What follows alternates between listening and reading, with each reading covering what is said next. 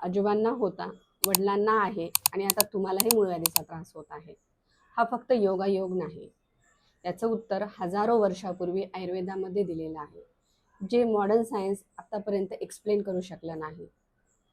बरेच जण म्हणतात की मूळव्याध हा खाण्यापिण्याच्या सवयीमुळे होतो, पण तुमची प्रकृती म्हणजे बॉडी कॉन्स्टिट्यूशन हे जन्माच्या वेळी तुमच्या आईवडिलांकडून येते.